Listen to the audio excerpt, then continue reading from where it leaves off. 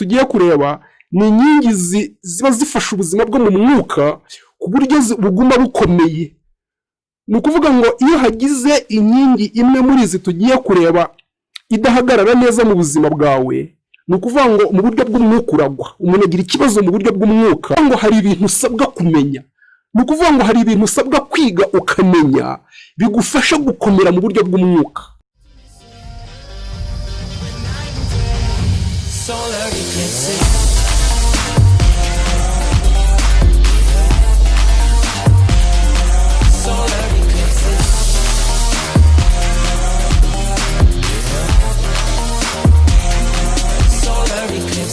Yesu ashimwe bene data. Uyu ni Mwalimu VALENS ugarutse ku nyigisho nayo igambiriye guhindura ubuzima bwawe. Iyi nyigisho tugiye kwiga ni inyigisho nayo ikomeye kandi izagirira umumaro umuntu wese uzayumva akayitega amatwi akayikurikira, kuko iyi nyigisho igiye kukubwira inkingi zirindwi zifasha ubuzima bwa Gikristo cyangwa se zifashe ubuzima bwo mu mwuka. Kuko habaho ubuzima busanzwe ariko hakabaho n'ubuzima bwo mu mwuka. Ni ukuvuga ngo ibintu byose bihera mu isi y'umwuka. Iyo umuntu atameze neza mu isi y'umwuka, no mu buzima busanzwe mu bifatika ntabwo amera neza. Kandi twe iyo tuvuga kumera neza, utagira ngo turi kuvuga kugira amafaranga menshi. Umuntu ashobora kugira amafaranga menshi ariko ataguwe neza, hari ibindi bintu akeneye mu buzima atabifite kandi amafaranga yafite, ariko ugasanga nta mahoro afite, ugasanga ubuzima bwe burimo akaduruvayo, mbese ugasanga ntabwo aguwe neza. Kuko kugubwa neza ntibivuga amafaranga. Rero ushobora kugubwa neza mu buzima bwawe muri rusange, mu buryo mu mwuka utameze neza, udahagaze neza mu mwuka. Ubu rero inyigisho rero tugiye kwiga ni inyigisho ikubwira inkingi zifashe ubuzima bwo mu mwuka cyangwa se ubuzima bwa Gikristo. Kugira ngo ugire ubuzima bukomeye mu mwuka, kugira ngo ugire ubuzima bukomeye bwa Gikristo, ni izihe nkingi zigomba kuba zihagaze neza mu buzima bwawe? Ni ukuvuga ngo izi nkingi tugiye kureba ni inkingi ziba zifasha ubuzima bwo mu mwuka ku buryo buguma bukomeye. Ni ukuvuga ngo iyo hagize inkingi imwe muri izi tugiye kureba idahagarara neza mu buzima bwawe, ni ukuvuga ngo mu buryo bw'umwuka uragwa, umuntu agira ikibazo mu buryo bw'umwuka, ndetse bikanahungabanya n'izindi nkingi nubwo zo zaba zari zimeze neza, ariko inkingi imwe gusa itahagarara neza yagusha umuntu mu buryo bw'umwuka, bigatuma ahungabana mu buryo bw'umwuka, ndetse bikangiza n'izindi nkingi zari zihagaze neza mu buzima bwe. Ni ukuvuga rero ngo kugira ngo umere neza mu buryo bw'umwuka, birasaba ko izi nkingi zose tugiye kureba zigomba kuba zihagaze neza mu buzima bwawe. Rero tugiye gutangira ku inkingi zirindwi. Inkingi ya mbere ikomeza ubuzima bwa Gikristo, cyangwa se inkingi ya mbere ikomeza ubuzima bwo mu mwuka, ni ubumenyi, knowledge, ubumenyi. Ni ukuvuga ngo umuntu udafite ubumenyi buhagije mu ijambo ry'Imana ntabwo ashobora gukomera mu mwuka. Ni ukuvuga ngo kugira ngo ukomere mu mwuka, hari ubumenyi ugomba kuba ufite mu ijambo ry'Imana. Ni ukuvuga ngo hari ibintu usabwa kumenya, ni ukuvuga ngo hari ibintu usabwa kwiga ukamenya bigufasha gukomera mu buryo bw'umwuka, ku buryo ibyo bintu iyo utabizi wahungabana mu mwuka, niyo ibindi bintu byose usabwa waba ugerageza kubyubahiriza. Ariko hari ibintu ugomba kumenya, hari urwego rw'ubumenyi umuntu agomba kugeraho rumufasha gukomera mu mwuka, ku buryo iyo adafite ubwo bumenyi bimuhungabanya mu buryo bw'umwuka. Kuko niba tuvuge umuntu ashaka gukomera mu mwuka, ni ukuvuga ngo haba hari ibintu bisabwa kugira ngo akomere mu mwuka. Ni ukuvuga ngo ibyo bintu agomba kubimenya.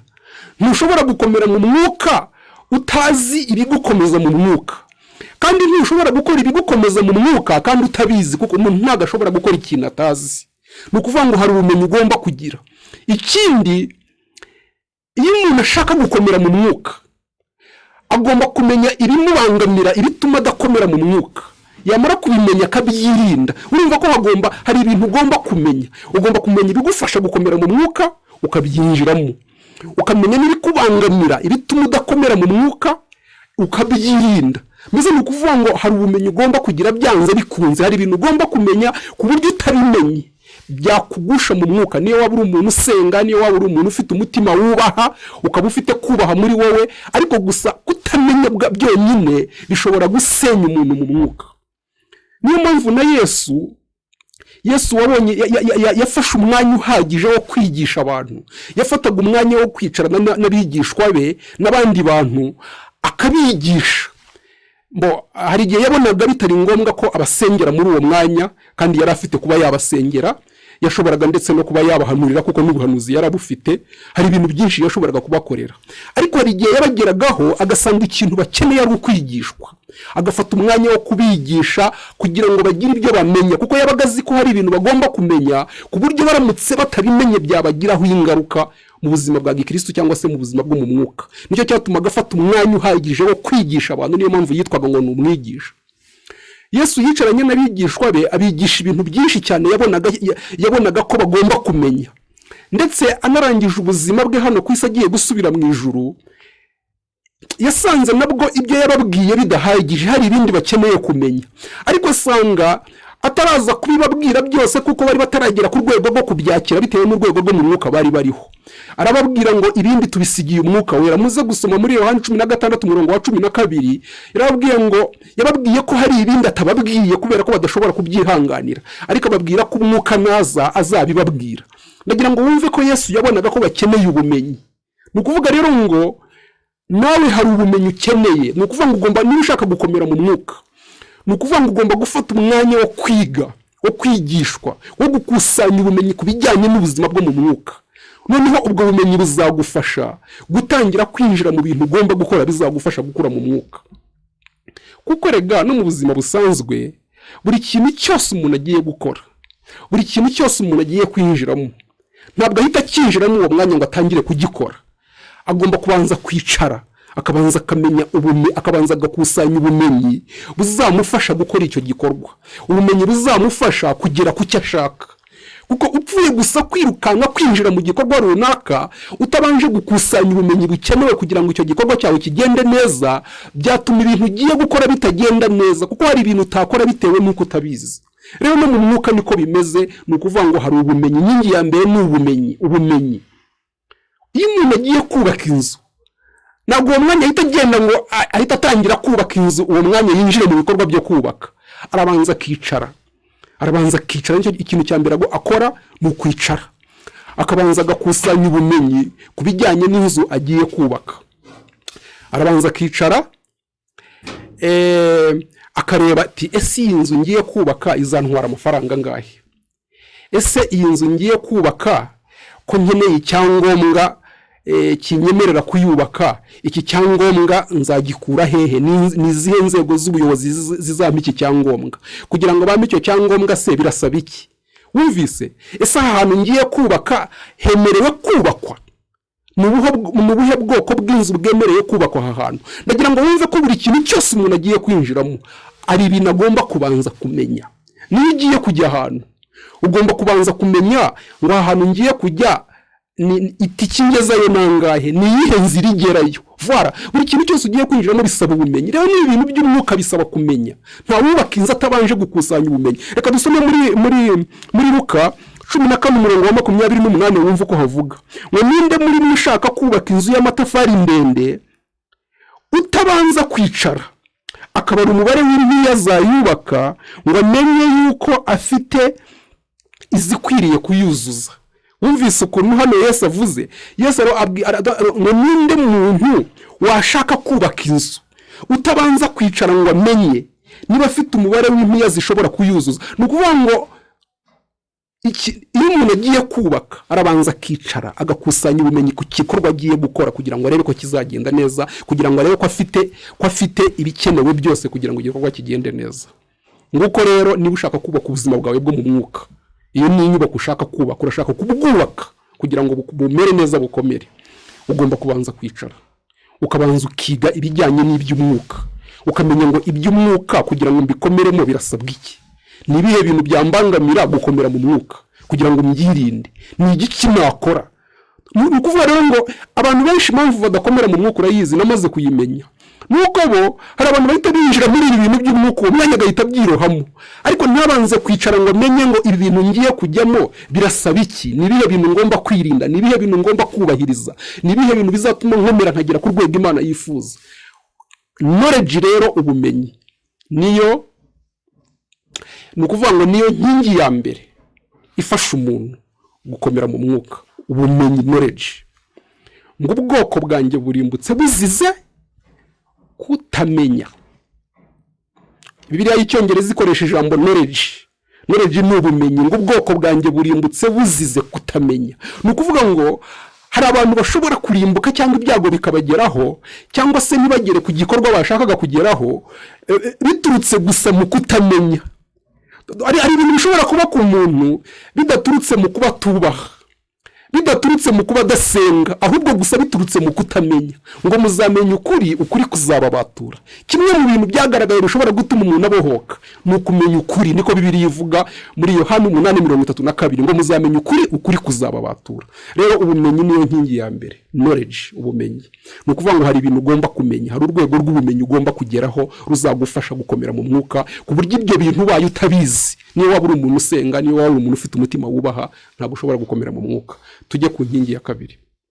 Inkingi ya kabiri rero izagufasha gukomera mu mwuka ni ikintu bita isengesho, prayer. Isengesho. Ni ukuvuga rero ngo iyi nkingi nayo ni inkingi ikomeye cyane. Ni ukuvuga ngo ubusabane bwawe hagati, ni ukuvuga ngo ubusabane hagati yawe n'Imana butameze neza, ntabwo ushobora gukomera mu mwuka. Kugira ngo umuntu akomere mu mwuka bisaba ko ubusabane hagati ye n'Imana buba bumeze neza. Ubusabane hagati yawe n'Imana biciye mu masengesho bugomba kuba bumeze neza, ari nta makemwa, kugira ngo ukomere mu mwuka.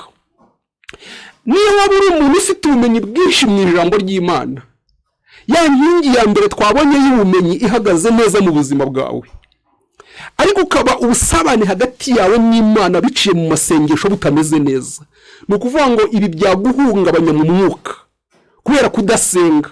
Kuko nababwiye ngo izi nkingi turimo twiga ni inkingi ni ukuvuga ngo ni inkingi zishyigikirana. Iyo hari inkingi itameze neza, ni ukuvuga ngo yangiza izindi nkingi, igasenya ubuzima bw'umuntu bwo mu mwuka. Inkingi ya kabiri rero ni isengesho. Ni ukuvuga ngo ubusabane hagati yawe n'Imana biciye mu masengesho bugomba kuba bumeze neza rwose, kugira ngo ukomere mu mwuka. Ijambo ry'Imana riratubwira muri Yohani muri Yakobo 5:16 ngo gusenga k'umukiranutsi kugira umumaro mwinshi yasenganye umwete. Gusenga k'umukiranutsi kugira umumaro mwinshi, ni ukuvuga ngo gusenga bigira umumaro mwinshi. Iyo rero umuntu adasenga, ni ukuvuga ngo wa mumaro barimo kutubwira ahomba wa mumaro bavuga ngo gusenga k'umukiranutsi kugira umumaro mwinshi. Ni ukuvuga rero ngo ubaye ufite ubumenyi bwinshi mu ijambo ry'Imana, ariko ubusabane hagati yawe n'Imana biciye mu masengesho bitameze neza, ni ukuvuga ngo bwa bumenyi bwagupfira ubusa. Uti kubera iki? Iyo umuntu amaze kumenya ijambo ry'Imana, aba akeneye imbaraga zimushoboza gushyira mu bikorwa ijambo ry'Imana yamenye. Izo mbaraga rero z'Imana zigushoboza gushyira mu bikorwa ijambo ry'Imana wamaze kumenya, ni imbaraga umuntu akura mu masengesho. Wumvise? Ni ukuvuga ngo ugomba gusenga ukabwira Imana ngo Mana, ubu namaze kumenya ijambo ryawe, nkeneye imbaraga zawe zimfasha kandi zinshoboza gushyira mu bikorwa ijambo ryawe namaze kumenya. Izi mbaraga rero zituruka mu busabane hagati yawe n'Imana. Ndabwo ni gusaba Imana umwuka wera. Bibiliya tubwira ngo Imana izaha umwuka wera donc Bibiliya tubwira ko iyo umuntu asabye umwuka wera aramuhabwa. Ngo se Imana izabura ite guha umwuka wera abamumusabye? Ni ukuvuga ngo ugomba gusaba Imana umwuka wera, ugomba gusaba Imana umwuka wayo, ugomba gusaba Imana imbaraga. Bibiliya tubwira mu byakozwe n'intumwa 1:8 ngo umwuka nabamanukira muzahabwa imbaraga. Ni ukuvuga ngo ukeneye imbaraga z'Imana zigushoboza gushyira mu bikorwa ubumenyi ufite. Izo mbaraga rero zituruka mu masengesho. Ni ukuvuga ngo ubusabane hagati yawe n'Imana bugomba kuba bumeze neza. Mu busabane hagati yawe n'Imana niho usabira imbaraga, Imana ikaguha imbaraga zigushoboza gushyira mu bikorwa ubumenyi ufite. Bivuga rero ngo ubusabane hagati yawe n'Imana biciye mu masengesho butameze neza, ntibishoboka ko umuntu yakomera mu mwuka. Niba waba ufite ubumenyi bungana bute mu ijambo ry'Imana, ndagira ngo aka kantu ukumve, wumve ukuntu isengesho ari ikintu cy'ingenzi. Kuko no muri urugendo rwa gikristo hari imitego ushobora guhura nayo, hari ibigeragezo ushobora guhura nabyo. Ibyo byose ugenda uhura nabyo n'imbogamizi uhura nazo, iyo ubusabane hagati yawe n'Imana biciye mu masengesho bumeze neza, ugenda ubwira Imana imbogamizi ufite ikazikuraho. Ukabwira Imana ngo nkeneye ibi, ukabwira Imana ngo nabuze imbaraga zo gukora kiriya kinshoboze, ukabwira Imana ngo kariya kantu ko ntakazi se. Ni ukuvuga ngo ugomba ubusabane hagati yawe n'Imana biciye mu masengesho bugomba kuba bumeze neza. Kudasenga rero, kuba ubusabane hagati y'umuntu n'Imana bwaba butameze neza, ibyo byonyine birahagije kugira ngo bigushe umuntu mu mwuka. Iyi nkingi ya kabiri rero y'isengesho ugomba kuyitaho. Ni ryari rero bavuga ko ubusabane hagati y'umuntu n'Imana biciye mu masengesho bumeze neza? Ni ryari? Ni ukuvuga ngo ni igihe ubwoko bwose bw'amasengesho twabonye agomba kuboneka mu buzima bw'umukristo w'ukuri. Ubwo bwoko bwose bw'ayo masengesho bugomba kuba buboneka mu buzima bwayo, kuko twabonye ni ukuvuga ngo hari ubwoko bw'amasengesho agomba kuboneka mu buzima bw'umukristo w'ukuri. Ni ukuvuga ngo ayo masengesho yose agomba kuba aboneka mu buzima bwawe. Ikindi ni ukuvuga ngo igihe cyose cyo gusenga wagombye kuba uri gusenga, kuko mu buzima Imana yateganije ko hari ibintu byinshi umuntu agomba gukora bimufasha kubaho, bimutunga. Ariko Imana yateganije ko umuntu agomba gufata n'umwanya wo gusenga, ku buryo uramutse ufite ibindi bintu byinshi ukora ariko udasenga, ni ukuvuga ngo byaguhungabanya ubuzima bwawe ntibwamera neza. Ni ukuvuga rero ngo igihe cyose cyo gusenga wagombye kuba usenga, kandi ugasenga amasengesho yose akenewe mu buzima bw'umukristo. Mbese ugasanga Bibiliya tubwira ngo ibyo mushaka byose ngo bimenywe nawe. Ni ukuvuga ngo iyo hari ikintu ushaka kitazwi n'Imana utasengeye, aba ari ibibazo. Rero iyi nkingi ya kabiri ni isengesho. Tugiye ku nkingi ya gatatu. Inkingi ya gatatu ni ugukiranuka. Gukiranuka, righteousness, gukiranuka. Gukiranuka rero nayo ni inkingi ikenewe cyane mu buzima bw'umukristo. Hano gukiranuka mvuga niki? Ni ukuba mu buzima bukwepa ibyaha, ni ukuba mu buzima bwo kwirinda icyaha. Ntabwo ni ukuvuga ngo ubu nta cyaha cyagombye. Ni ukuvuga ngo iyo umuntu ari munsi y'ubutware bwa kamere, iyo umuntu ategekwa n'irari ry'umubiri we cyangwa yumvira amajwi y'abadayimoni, hakaba hari icyaha cyamugize imbata. Ni ukuvuga ngo niyo yaba yubahiriza ibindi bintu byose bisabwa abikora akabyubahiriza neza, ariko aba munsi y'ubutware bwa kamere, ni ukuvuga ngo uyu muntu ntabwo ashobora kunezeza Imana, biramuhungabanya mu buryo bw'umwuka. Ibyo byonyine birahagije kugira ngo bigusenye mu mwuka. Niyo waba ufite ubumenyi bwinshi mu ijambo ry'Imana, ndetse ukaba ugira n'ibihe birebire byo gusenga, ukunda gusenga cyane, ariko ukaba udakiranukira Imana, hari ibyaha ubamo, ukaba uri nk'umujura, cyangwa se uri umwicanyi, cyangwa se uri umurozi. Mbese bya byaha bya bindi bizira imbere y'Imana, harimo icyaha ukora cyakugize imbata. Ni ukuvuga ngo icyo cyonyine kirahagije kugira ngo kigusenye mu buryo bw'umwuka. Niyo waba uzi ijambo ry'Imana ryinshi, niyo waba ufata ibihe birebire byo gusenga, icyaha cyagize umuntu imbata ubwacyo kirahagije kugira ngo gisenye umuntu mu buryo bw'umwuka. Tuvuge niba Valens ni urugero, mbaye ndi nk'umujura cyangwa se nkaba ndi umusambanyi, ni ukuvuga ngo niyo naba nzi ijambo ry'Imana ryinshi, niyo naba mfata ibihe birebire byo gusenga ku buryo abantu banzi mu bihe byo gusenga cyane, ni ukuvuga ngo ibyo ubwabyo birahagije. Icyaha cy'ubusambanyi nkora, cyangwa se icyaha cy'ubujura mbamo, cyangwa se ubwesikoro nkora, mbese ni ukuvuga ngo birahagije gusa kugira ngo binsenye mu mwuka. Rero ni ukuvuga ngo iyi nkingi yo gukiranuka igomba kuba ihagaze neza mu buzima bwawe. Ni ukuvuga ngo ugomba kuba uri umuntu wirinda icyaha, umuntu ukwepa icyaha, ku buryo niyo kiguyemo ku buryo bw'impanuka, kuko birashoboka ko umuntu yagwa mu cyaha ku buryo bw'impanuka, uhita wihana, ugahita wiyeza imbere y'Imana. Ni ukuvuga rero ngo wagombye kuba wararenze urwego rwo gutegura icyaha no gupanga icyaha no kugambirira kugikora, wenda ugasigara gusa wakigwamo ku buryo bw'impanuka, kuko ubu ibyo ngibyo nta muntu bitabaho. Ariko ugomba kuba wararenze urwego rwo kuba imbata y'icyaha.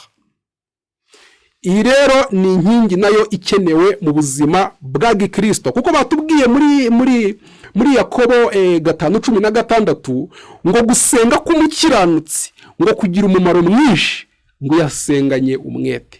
Ndagira ngo wumve akantu bongeyeho, ngo gusenga k'umukiranutsi nukuvuga ngo isengesho ryawe kugira ngo rigire umumaro mwinshi wagombye kubura umukiranutsi. Iyo rero usenga ariko utari umukiranutsi ntabwo isengesho ryawe rigira umumaro mwinshi. Niyo mpamvu nabwiye ngo izi nkingi ziruzuzanya. Iyo umuntu asenga atari umukiranutsi ntabwo isengesho rye rigira umumaro, kuko batubwiye ngo gusenga k'umukiranutsi kugira umumaro mwinshi iyo asenganye umwete.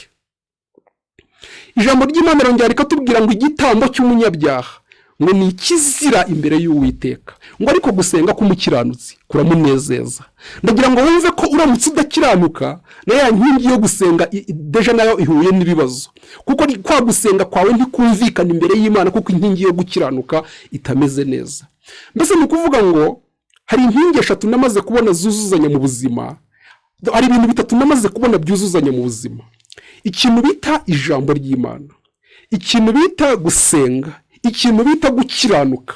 Ibi bintu bitatu ni ibintu bigomba kugendana, ku buryo iyo kimwe kitameze neza n'ibindi birahungabana.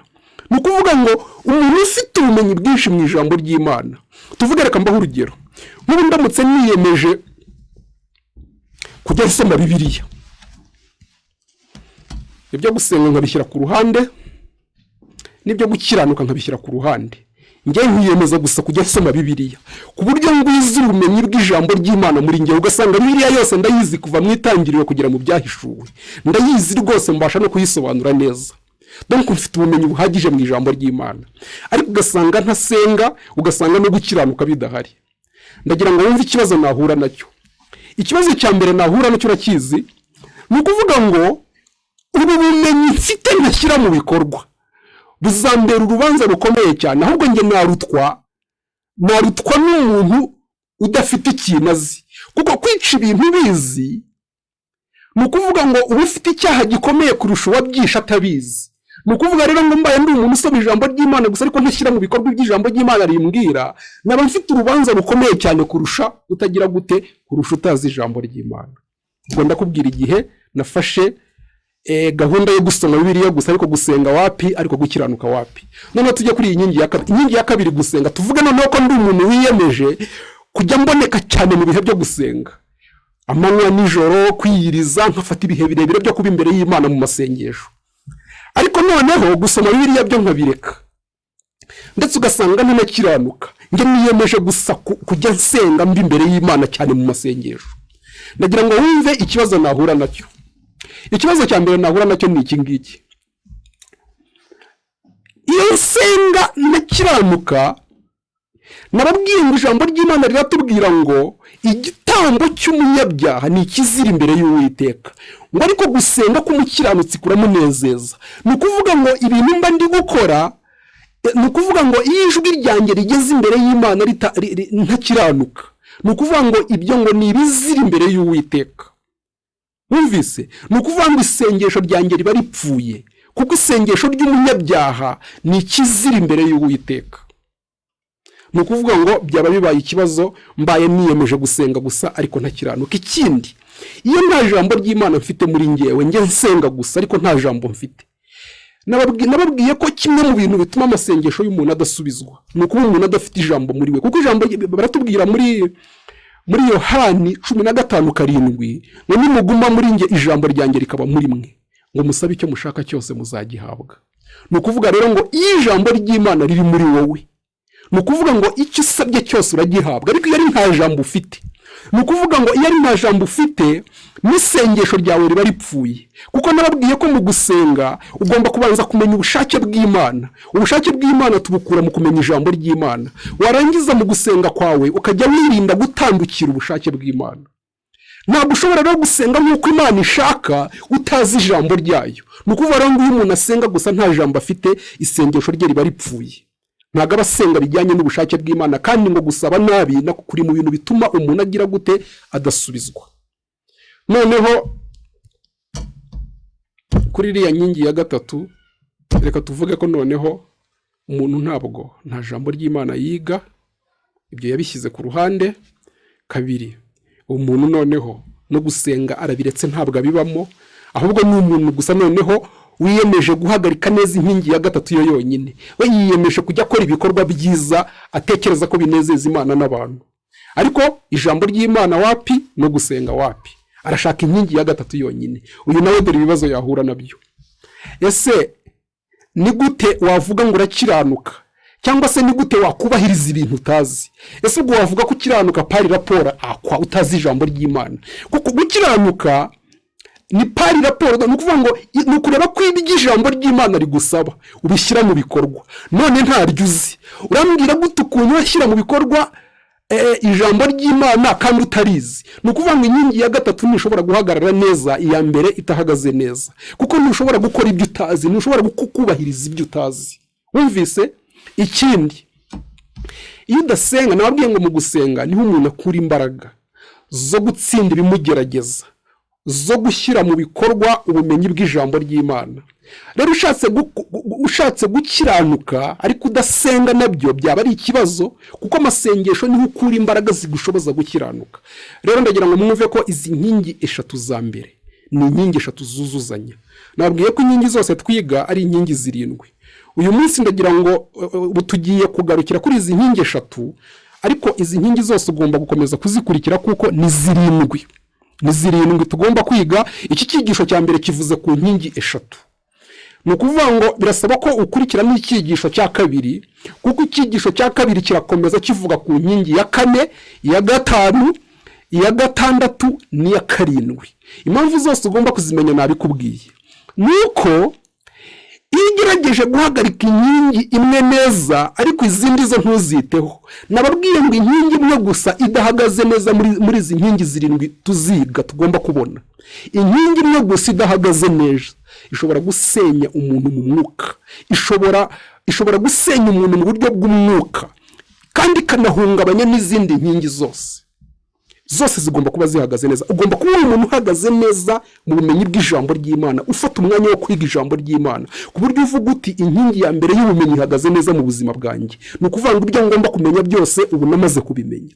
Ikindi ugahita ujya ku nkingi ya kabiri, ugahita ujya ku isengesho, ukamenya ngo ubusabane hagati yanjye n'Imana biciye mu masengesho bumeze neza.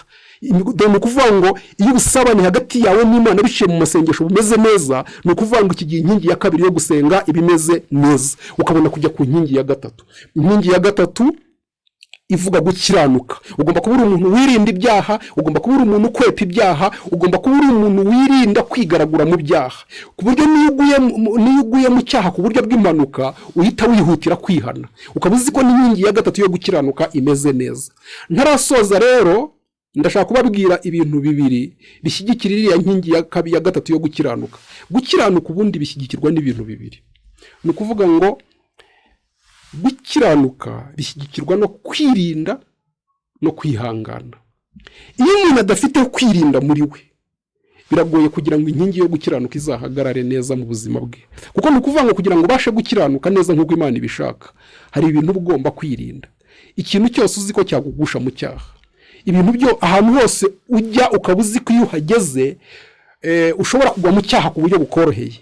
Ni ukuvuga ngo ugomba kuhirinda. Ni ukuvuga ngo hari ibintu ugomba kwirinda mu buzima uzi ko bikugusha mu cyaha. Iyo rero unaniwe urugamba rwo kwirinda, ntabwo ushobora gukiranuka, ntibishoboka. Kuko iyo umuntu ananiwe kwirinda, igikurikiraho ni ukugira gute? Ni ugukora ibyaha. Ikindi kintu cya kabiri gishyigikira iyi nkingi yo gukiranuka kugira ngo ihagarare neza mu buzima bw'umuntu ni ikintu bita kwihangana. Kuko ni ukuvuga ngo kugira ngo ushobore gukiranuka hari ibyo ugomba kwihanganira. Impamvu ugomba kwihangana ni ukubera iki? Nubwo wowe wiyemeje gukiranuka no gukora ibishimwa n'Imana, ntabwo ibyo ngibyo bihindura ubuzima. Abakuzengurutse bo bafite imyitwarire, bafite ibyo bavuga, bafite ibyo bakora bikubangamiye. Ugomba kuba uri umuntu rero ushobora kwihanganira ibyo ubwirwa, ibyo uhura nabyo, ibyo ubona, kugira ngo ubashe gukiranuka.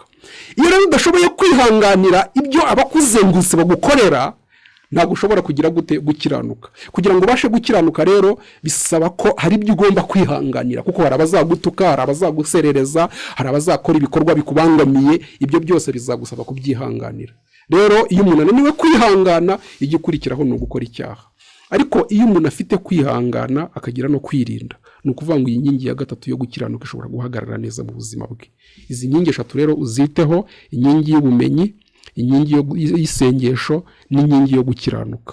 Ubundi unkurikire ku cyigisho gikurikiraho tugomba kureba n'izindi nkingi kuko zose uko ari 7 ugomba kuzimenya. Reka ngusengere kugira ngo Imana igufashe kugira ngo izi nkingi 3 tubonye n'izindi uzabona mu cyigisho kizakurikiraho zose zihagarare neza mu buzima bwawe. Mana yacu, Imana ifite ubutware n'ubushobozi, Imana yo kwiringirwa no kwizerwa, ndasengera uyu mugaragu wawe unkurikiye, ndakwinginze kugira ngo umukomeze mu buryo bw'umwuka, izi nkingi turimo tubona mwami zishobore guhagarara neza mu buzima bwe.